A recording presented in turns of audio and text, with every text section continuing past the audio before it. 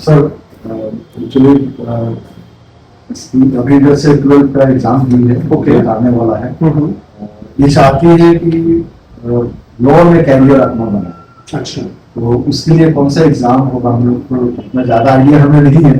ये बोलिए कि कुछ एग्जाम होता है क्लैट करके, तो आपका देखे थे आरडी कैंपस का, तो हम आपके पास लेके आए, तो थोड़ा इसको डिटेल बताइए। आरडी कैंपस में सारी कुछ मैं हेल्प करूंगा आपको, और साथ में ये चीजें बताऊंगा कि आरडी कैंपस क्या क्या फैसिलिटीज प्रोवाइड करता है। उससे पहले कुछ चीजें मैं आपसे जानना चाहता हूँ। व्हाट्स योर नेम, आपका नाम क्या है? ओके नेहा, मुझे ये बताओ कि क्लैट एग्जाम में आप करियर बनाना चाह रहे हो, बट क्लैट के बारे में कुछ चीजें जान रहे हो कि क्लैट एग्जाम्स कब होती हैं, क्या चीजें हैं? नहीं पता, थोड़ा बहुत पता है, थोड़ा या बहुत? थोड़ा पता है। चलो, we will explain all the things to you about CLAT, कब होती है, इसके एग्जाम प्रोसेस क्या है, क्या क्या चीजें हैं, ठीक है? सो इसमें हेल्प करूंगा। सो मैं आपको सबसे पहले क्लैट के बारे में बता दूं कि क्लैट एग्जाम्स में आपके क्या क्या पैटर्न चेंजेस हुई हैं प्रीवियस ईयर से, और साथ में ये भी जानना चाहूंगा कोई भी डाउट्स होंगे ना तो वो बिल्कुल आप मुझे पूछोगे, मैं आपको सारी चीजें एक्सप्लेन करूंगा। Okay, so first of all CLAT is nothing but the common law admission test. ये जो एग्जाम कंडक्ट कराती है ये कंसोर्टियम ऑफ लॉ हर साल कराती है, और ये आपकी जो एग्जाम्स होंगी ये आपकी होती है दिसंबर में। इसके लिए एलिजिबिलिटी आपको मालूम है कब से होती है? अच्छा चलो, एग्जैक्टली आपको इसके लिए एटलीस्ट या तो 12th क्वालिफाई होनी चाहिए या तो अपियरिंग कैंडिडेट है, so you are also applicable to attend CLAT examination. इसके लिए कोई मैक्सिमम एज लिमिट नहीं होती। ओके, और अगर इसकी परसेंटेज की बात मैं करूं तो जनरल कैंडिडेट अगर आप आते हो तो जनरल कैंडिडेट के लिए एटलीस्ट आपको 45% आपके मार्क्स होने चाहिए। ओके, और अगर आप कैटेगरी में आते हो तो उसमें कुछ रिलैक्सेशन भी मिलती है। सो नाउ मैं आपको क्लैट के बारे में कुछ चीजें और क्लियर कर दूं। This is the nothing but the entrance examination for all NLUs, national law universities में आप एडमिशन ले सकते हैं। जस्ट लाइक डिफरेंट एग्जाम्स आप नीट के लिए जाते हैं या फिर आईआईटी जे के लिए जाते हैं, वैसे ही क्लैट भी आपको 12th के बाद एक अच्छा प्रोग्राम प्रोवाइड करता है, जिसमें दो चीजें होती हैं। पहली होती है एलएलबी और दूसरी जो होती है दैट इज द एलएलएम। आप हाँ जी, ये मास्टर्स के लिए आपके होंगी जो 5 इयर्स की इंटीग्रेटेड कोर्स होंगी, एंड साथ में ये बैचलर डिग्री होगी जो 3 इयर्स के लिए कोर्सेस। ओके, सो मैं अभी जो आपको बताने जा रहा हूँ क्लैट के लिए बताने जा रहा हूँ, और क्लैट के थ्रू आप एनएलयू के सारे चेन में कॉलेजेस में एडमिशन ले सकते हैं। इसमें आपके 5 पेपर्स मेजरली कवर कराए जाएंगे, जो आरडी कैंपस में सारे फैकल्टी मेंबर आपको एक्सपीरियंस फैकल्टी मेंबर है, और इन 5 पेपर्स में मेजर जो पेपर है, पहला जो पेपर पढ़ाया जाता है that is the legal reasoning. Legal के बारे में थोड़ा बहुत जान रहे हो आप Neha? This is the law section. आप लॉ के बारे में जैसे फैमिली लॉ, कॉन्स्टिट्यूशन, आर्टिकल्स, ठीक है, इंडियन आर्टिकल्स पढ़ते हो, वो सारे आपके लीगल रीजनिंग में कवर अप होते हैं, और इससे मार्क्स जो कवर अप होंगे वो आपके around 28 to 30 questions cover up होते हैं। Okay, next section is logical and logical reasoning. It is nothing but the reasoning. आप रीजनिंग के बारे में सुनते होंगे, जानते होंगे, बड़ा मजेदार पेपर होता है, ठीक है। सो इसमें आपके रीजनिंग सेक्शंस के क्वेश्चन कवर अप होते हैं, और इससे आपके क्वेश्चन तकरीबन 24 to 26 क्वेश्चंस अराइज होते हैं सर। ओके, सो नेक्स्ट हम लोग बात करेंगे लैंग्वेज, जो कि इंग्लिश पेपर होंगी, और इसमें जो आपके होते हैं क्वेश्चंस वो आपके अराउंड 23 to 26 क्वेश्चंस अगेन। और fourth is nothing but current affairs. Current affairs पढ़ते हो घर पे जाकर? ठीक है। आपने G20 वगैरह के बारे में नाम सुना है कभी? ठीक है, एक समिट है, और पिछले साल भी अगर आप क्लैट के क्वेश्चंस को देखोगे तो जी समिट से भी एक आर्टिकल्स आए हुए हैं। सो आपके जो क्वेश्चंस आएंगे यहाँ पर आपके आरसी बेस्ड आते हैं। सो ज्यादातर आपके बहुत सारे एग्जाम्स होते हैं लॉ एंट्रेंस के लिए, लेकिन क्लैट में ज्यादातर जो क्वेश्चंस आएंगे आपके वो कॉम्प्रिहेंसिव बेस्ड है। इसमें आपके क्वेश्चंस जो आएंगे वो 20 से लेकर 24 क्वेश्चंस वैरी करेंगे। And last section is mathematics, और मैथमेटिक्स में आपको एलिमेंट्री मैथमेटिक्स जो आपने 8 to 10 क्लासेस में पढ़े हैं उससे ही आपके क्वेश्चंस पूछे। मतलब इसके लिए कोई कंपलसरी नहीं है कि 11th में पीसीएम नहीं, बिल्कुल नहीं, इसके लिए कोई जरूरी नहीं है। आप आर्ट्स से भी रख सकते हो। बहुत अच्छा सवाल आपने पूछा कि हाँ, इसके लिए जरूरी नहीं कि कॉमर्स, साइंस या आर्ट्स। ठीक है, आप किसी भी पेपर से रह सकते हो। केवल और केवल आपको 10+2 एग्जामिनेशन अपनी क्वालिफाई कर लेनी चाहिए या फिर आप अपियरिंग कैंडिडेट होने चाहिए। ओके, सो इससे आपके 10 to 14 क्वेश्चन होते हैं। और बच्चे के सवाल होते हैं कि अगर मैं 2026 में, अभी आप 25 के लिए एग्जाम्स अपियर करोगे जो कि दिसंबर में होगा, बट आपकी जो एडमिशन फॉर्मेलिटीज होंगी वो अप्रैल 2026 में होगी।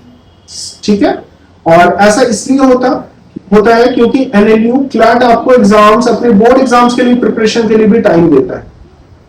सो आप दिसंबर में क्लैट के एग्जाम्स देते हो और आपके मार्च में आपके जो भी यूनिवर्सिटी एग्जाम्स हैं वो कंप्लीट हो जाए। ओके नेहा, ठीक है।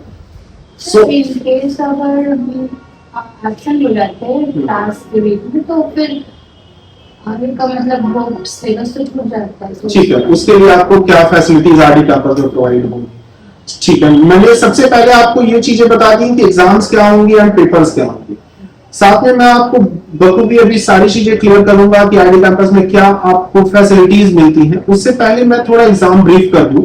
आपको जो एग्जाम्स होंगे ये 120 मार्क्स के एग्जाम्स होंगे। ओके, और इन 120 मार्क्स में आप मार्क्स के होंगे एंड 120 क्वेश्चंस भी आने वाले हैं।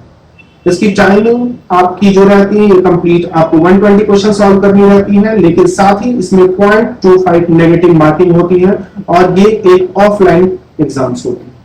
आपको क्वेश्चन पेपर मिलेंगे और साथ में उसको क्वेश्चन सॉल्व करने। ओके, आपने पूछा एक सवाल कि अगर मेरी क्लासेस छूट जाती हैं तो उस केस में मैं क्या करूंगी।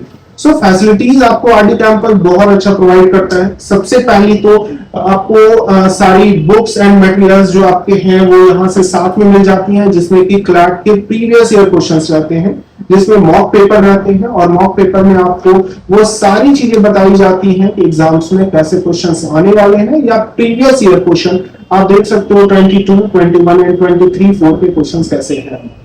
मैं कुछ क्वेश्चंस के ओवरव्यू भी आपको दिखा दूं जिसमें कि आपके पैसेज बेस्ड क्वेश्चंस आए।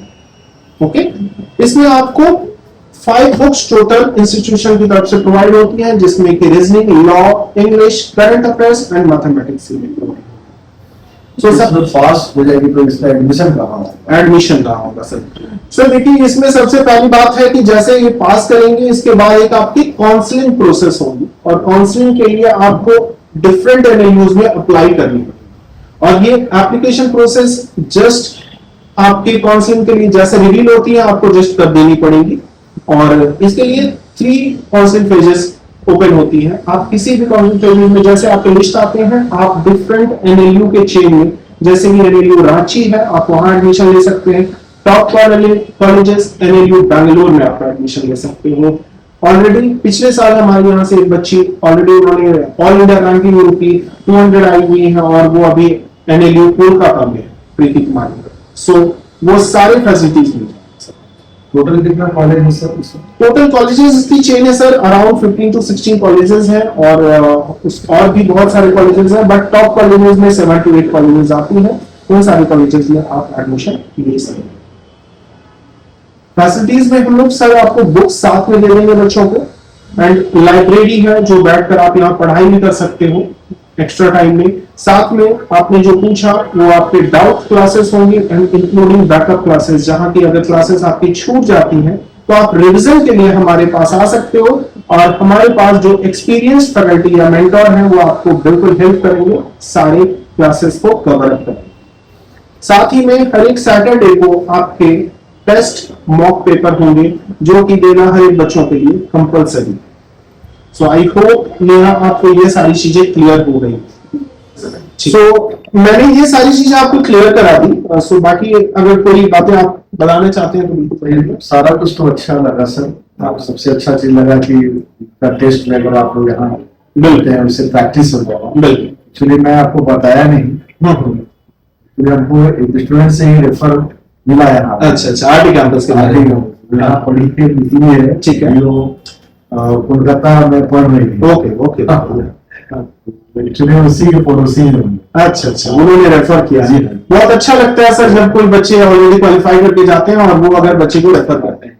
इसका भी मन था तो हम सोचे कि चलिए आप ही के यहाँ आगे कैंपस में ही दिया जाए। ठीक है, बाकी आप इस पर थोड़ा ध्यान दीजिएगा। Sure sure. इसका भी नेहा, अच्छा पढ़ाई करनी है, सारी रेगुलरिटीज से सारी चीजें आपको मिलेंगी और उन चीजों को अवेल करो आरडी कैंपस में आकर। जो डाउट्स होते हैं उनको टीचर से आप इंटेलेक्चुअल वे में सारी चीजें पूछो और कहीं भी दिक्कत होती है तो we are with you. Okay, so हम लोग प्रोसीड करते हैं। सो आगे बताइए सर, एडमिशन के लिए क्या?